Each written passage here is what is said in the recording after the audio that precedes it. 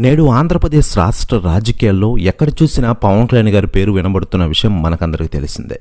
పవన్ కళ్యాణ్ గారు ఆంధ్రప్రదేశ్లో ఎక్కడ చూసినా ప్రయాణాలు చేస్తూనే ఉన్నారు. వరుస పర్యటనలు చేస్తూ ప్రజల యొక్క బాధలు దగ్గరుండి వింటున్నారు ఆయన. వెంటనే సమస్యలను పరిష్కారం చేస్తున్న విషయం మనకందరికీ తెలిసిందే.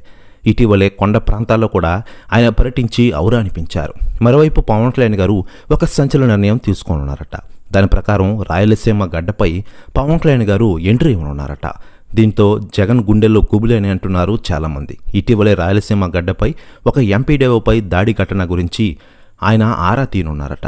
ప్రస్తుతం న్యూస్ కూడా తెగ వైరల్ అవుతోంది ఆంధ్రప్రదేశ్ రాష్ట్ర రాజకీయాల్లో. మరోవైపు దేశవ్యాప్త రాజకీయాల్లో కూడా పవన్ కళ్యాణ్ గారు రాణిస్తున్న విషయం మనకందరికీ తెలిసిందే. కేవలం తెలుగు రాష్ట్ర రాజకీయాల్లోనే కాకుండా దేశవ్యాప్త రాజకీయాల్లో తన పేరును మారుమోగించుకుంటున్నారు పవన్ కళ్యాణ్ గారు. ఇటీవలే మహారాష్ట్ర ఎన్నికల్లో తాను ప్రచారం చేసిన అభ్యర్థులందరూ గెలిపించి ఈరోజు అక్కడ కేంద్ర ప్రభుత్వం ఒక ప్రభుత్వాన్ని ఏర్పాటు చేయడంలో ముందును నడిపించారు పవన్ కళ్యాణ్ గారు. మరోవైపు కేంద్రం నుంచి ఆంధ్రప్రదేశ్కి రావాల్సిన నిధుల్ని తొందరగా రప్పిస్తున్నారు పవన్ కళ్యాణ్ గారు. ముఖ్యంగా ఆంధ్రప్రదేశ్లోని రోడ్లు బాగు కోసం పవన్ కళ్యాణ్ గారు నిరంతరం ప్రతిపిస్తున్న విషయం మనకందరికీ తెలిసిందే. అధికారులతో వరుస సమావేశాలు నిర్వహిస్తూ ప్రజల యొక్క బాధలను తెలుసుకుంటున్నారు పవన్ కళ్యాణ్ గారు.